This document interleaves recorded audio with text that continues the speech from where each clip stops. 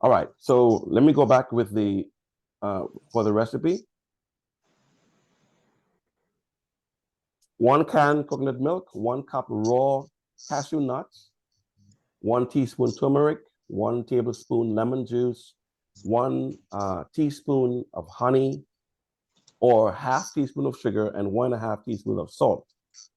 Here is the procedure for the cream cheese spread.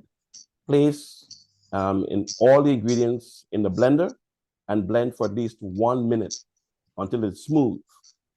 To place the ingredients in a pot, bring to a boil on the stove, stirring constantly.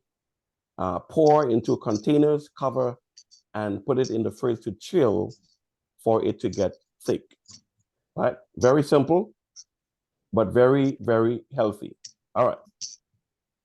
So let's talk about paleopathology with the Romans. We spoke before about the Egyptians. Let's go to Rome now, right?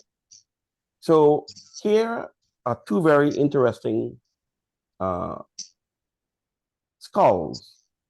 So 1800 years old grave sites were dug in Ephesus, that's Turkey, and they revealed the bodies of males who were gladiators, right? And the weapons used by gladiators when they were fighting were swords, shields, and tridents. And if you look to the picture on the right with the red on the skull, that's a trident, right? Like a fork with 3 prongs. On the picture on the left, it shows a hole in the head of a dead gladiator. Some of them had trident-shaped holes made in their heads when they were killed. Now, here is one of the gladiator grave sites in Ephesus, Turkey, right? And mineral content found in the bones of the gladiators were examined to tell what their diet had been over a consistent period of time. The results showed that these gladiators had been on vegan or vegetarian diet. What? Now, you would think that modern science tells us if you're a bodybuilder, you have to eat a lot of red meat, a lot of calories, all this stuff. Here were these gladiators, and their diets were strictly vegan or vegetarian diets. Virtually no animal foods were found in their minerals. These gladiators, who were also called hordearii, or barley eaters, because their diet was barley, oats, and a few legumes, a plant-based diet. Now, if you look here, you'll see 2 gladiators squaring up. They're not fat, they're healthy. So who is a gladiator? A gladiator is a person who engaged in a fight to the death as public entertainment for ancient Romans. A gladiator was a person engaging in a public fight or controversy. And a gladiator was a trained fighter. Gladiators had to train to live or to die. They had to look at how they exercised, how they slept, and how they ate. And they looked at everything in their lives to be as successful as possible. In the Colosseum, you either lived or you died, and your preparation played a major role. Now look at this picture carefully. That's a real size lion back in Rome. And it is standing and is almost towering over the gladiator, but the gladiator is fighting back. Why would gladiators eat a vegetarian plant-based diet and not meat or eggs or dairy when, as the stars of the population, they could have had anything they wanted? Well, the simple answer is because they wanted to win. It was the best possible diet for physical ability and mental acuity. In other words, to have a clear thinking brain. 2 important things for victory in the Colosseum, because you only got 1 chance to lose. the outcome was usually a fatal one. The gladiators knew that they needed endurance and strength to be victorious, and so they consumed starches, barley, and beans. To live as long as a gladiator, you had to do all that you did to the glory of the emperor, who believed he was a god. But if you're a Christian, the living God has given us a diet and he's calling us back to it. Let's talk briefly about World War II. World War II, right? So during World War II, one of the greatest discoveries occurred. When the Germans came to the occupied countries, they took away all the things that people normally ate, right? Things like the high dairy and meat diet, like chickens, ducks, cows, sheep, etc., in order to feed their soldiers. All that they left for the people to eat in the country was plant-based foods like fruits, nuts, grains, vegetables, etc. Here is the important discovery. Within 2 years of living on this plant-based diet, the people in the population became healthy individuals. Their heart disease rate dropped. Their diabetes dropped. Their hypertension dropped. Overweight dropped. But after World War II, the people had access to animal-based and processed foods. And again, a change could be seen. Now, I'm going to ask you for, give me 1 second. I'm going to ask you to, what's happening? I'm going to ask you to mute yourself if you're not speaking, so we wouldn't be hearing any of the background noises. Thank you so much. All right. Yeah, after World War II, the people had access to animal-based and processed foods. And again, a change was seen. Heart disease and hypertension was again dramatically increased. Now, have you ever heard about the blue zones? The blue zones. The blue zones are places like Loma Linda, California, Sardinia, Italy, Icaria, Greece, Okinawa, Japan, Nicoya, Costa Rica, right? So these are places in the world where individuals live healthy lives, okay?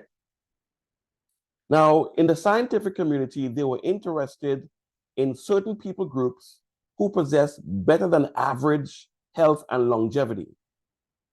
Prominent among these are Seventh-day Adventists. The Seventh-day Adventists, especially those who most closely follow the health principles found in the Bible and the writings of an inspired writer, Ellen G. White. They had less heart disease, less cancer, less diabetes, less osteoporosis, and less Alzheimer's disease. So this is of special interest in developed countries, since the majority of illnesses and deaths are from these diseases: heart disease, cancer, diabetes, osteoporosis, and Alzheimer's. 90 to 95% of cancer is potentially preventable with the best diet and lifestyle practices.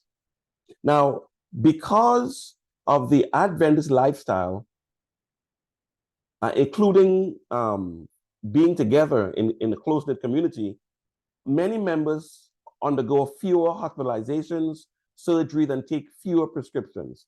They suffer from less obesity, osteoporosis, and a multitude of other diseases. And if they do experience these diseases, it is usually 10 years later than the average person in the West. So, are Seventh-day Adventists healthier by choice or by chance? Well, over 300 studies on the health benefits experienced by these church members, made up of people from all different races and cultures. These studies consistently show Adventists live longer, healthier lives.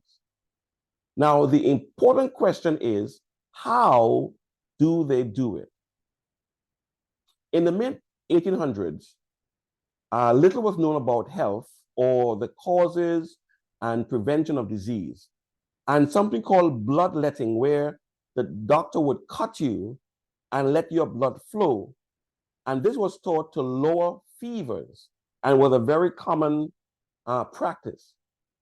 And they would also drug you with poisonous pills and preparations like arsenic and mercury, which was considered a standard medical practice. And if time would last, 10 years from now, we would look back on the modern medical procedures and drugs, and we might be saying the same thing that is said here. Seventh-day Adventists were choosing to follow health principles found in the Bible and the inspired counsel of a godly woman named Ellen G. White. Ellen G. White brought a lot of medical enlightenment a century in advance. She was a prolific writer on health and a variety of other topics. And though written over 100 years ago, her teachings on healthful living are still valid today. The majority of scientific studies conducted in the past 30 years now confirm her recommendations. For example, around 1850, Ellen White began warning that tobacco is a poison causing cancer, heart disease, and other health problems.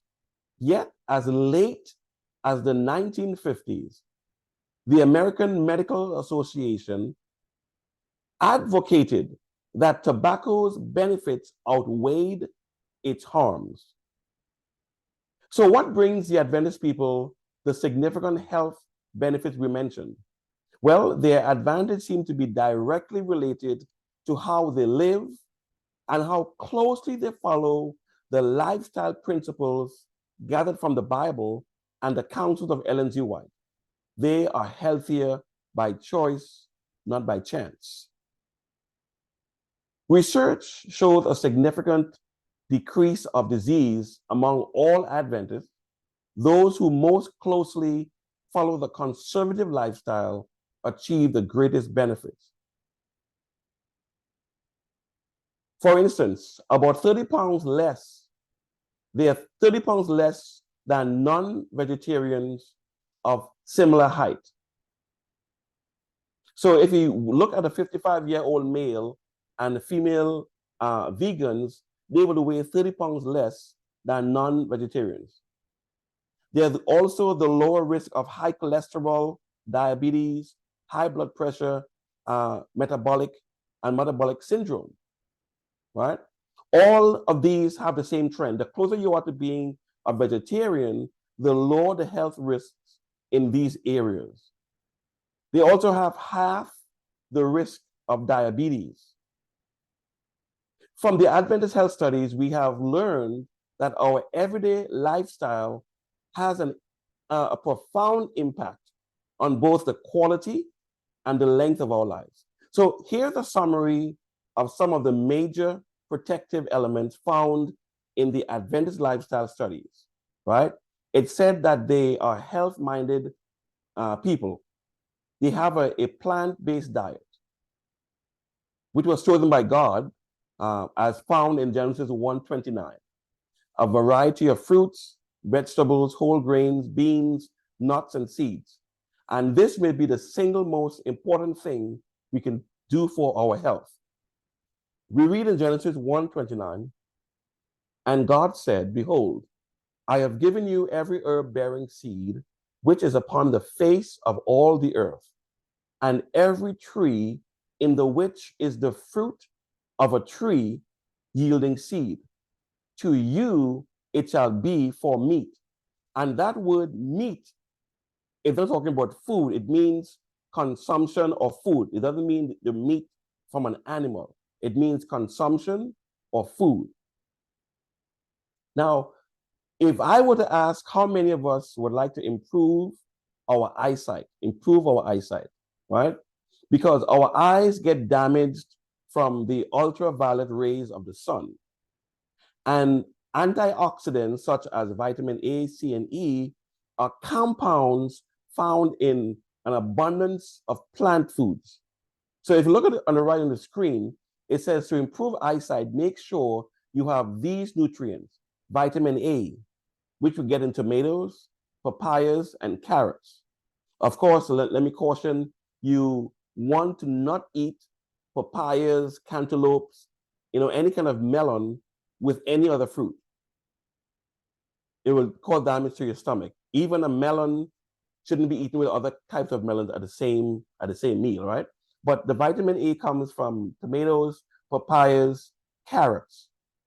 Vitamin E, you find in wheat germ, oils, nuts, and seeds. Vitamin C, oranges, strawberries, peppers, and broccoli. And by the way, there's more vitamin C found in broccoli than in a citrus fruit like an orange, right? You have the zeaxanthin and the lutein, leafy green vegetables, mangoes, kiwi, honeydew, peas, corn, and red grapes, right? That's where you can find the vitamin A, C, and E in these fruits and vegetables. So low fruit and vegetable intake promotes cataracts. Let me say it again. People who normally have cataracts, they are deficient in vitamin A, C, and E, and they eat a low amount of fruits and vegetables. This will promote cataracts. What God gave us is for our best health in every way. All right. Okay. So the Adventist lifestyle, so far we have discussed our plant-based diet, but they also have regular exercise, and they get plenty of exercise in the open air. It's not that safe to exercise indoors, especially in an air-conditioned environment. Like you go to a gym and the AC is there pumping, everybody's carbon dioxide that they have exhaled is there. And if the AC has any kind of mold, you are also inhaling that. And so to open up your lungs to get fresh air, you want to exercise out in the open air because you get sunlight, which you need because the sunlight, when it hits your body, the cortisol in your body with the sunlight forms vitamin D, right? So you get sunlight, you get fresh air, and you get exercise, right? You also get the air on your skin to clean off any impurities that might be on your skin, right? So participating regularly in moderate exercise will add years to your life, right?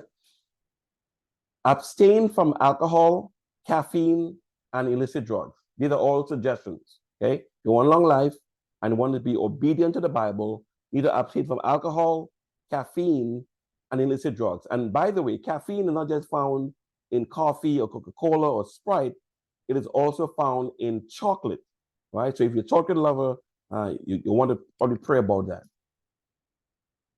The toll these poisons take on our lives is a major tragedy that can be avoided, right? Don't smoke. Death rates among both male and female smokers in the United States is about three times higher than that among similar people who never smoked, right? And let me also say, if you're a parent or if you are within childbearing years for a woman and for the man, and you smoke, you are actually starting your child to be a smoker. And it's worse for the father because he gives the sperm, right?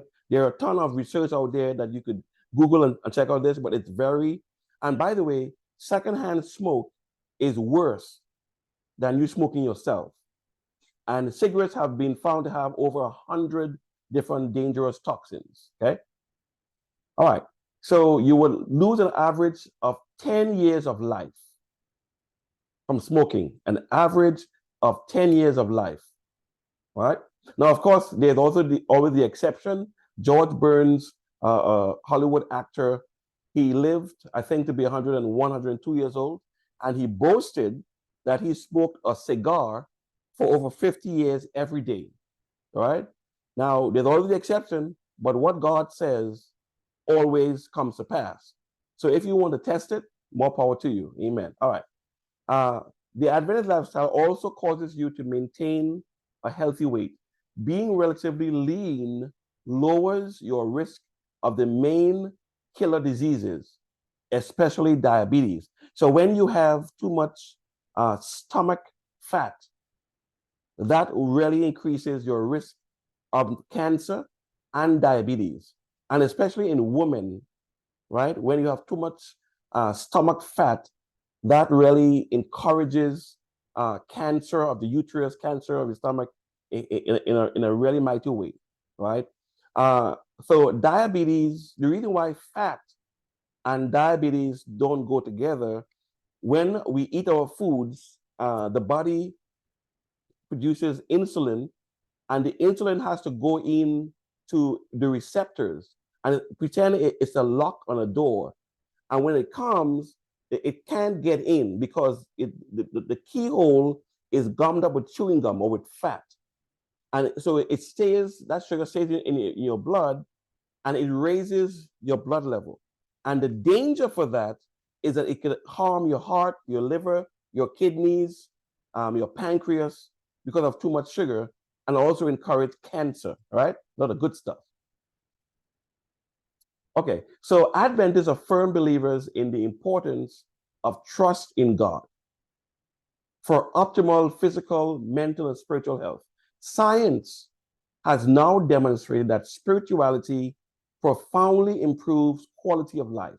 So God offers healing for all of us. He said, beloved, I wish above all things that you prosper and be in good health. So an optimistic, positive attitude boosts your immune system, our body's defense against disease. So you can do all of the other things and don't have trust in God. You're just being an idol. Trust in God is what motivates you and keeps you doing the right things, even if the devil tries to make you stop and say, hey, because I know a lot of vegans who get cancer. But the book of Proverbs, chapter 26 and verse 2 says, the disease causeless will never come. The disease causeless will not come. And many times there are three reasons why we get sick. One, we violate God's 10 commandment laws. Two, we violate his health laws, right? I call it trust rewards, right? T is for trust, R is for rest, E for exercise, W for water, A for air, I for, beg your pardon, R for restriction, D for diet, and S for sunlight. Those are called the 8 doctors of health, right? If you want to get better. Regular Bible study benefits your whole body. An active, simulated mind retards aging. So what can one expect from adopting the principle of this lifestyle? Well, an extra 10 to 12 years of life. One of the 11 health habits featured in a recent US News and World Report article was live like a 7-day Adventist. And here's the link. You can check it out yourself, right? Live like a 7-day Adventist. And it said Americans who define themselves as 7-day Adventists have an average life expectancy of 89, about a decade longer than the average American. Now, wouldn't it be wonderful if we all experience these benefits? The Bible principles for good health are available for everybody. The Word of God promises rich blessings of physical, mental, and spiritual health to all who heed its instructions. In Proverbs 4:20 and 22, 2:22, the Bible says, my son, attend to my words. Incline thine ear unto my sayings. Let them not depart from thine eyes. Keep them in the midst of thine heart, for they are life unto those that find them, and health to all their flesh. So we're coming to the end, right? And before we mentioned the three things of who a gladiator is: a person engaged in a fight to the death as public entertainment for ancient Romans, a person engaged in a public fight or controversy, and lastly, a gladiator is a trained fighter.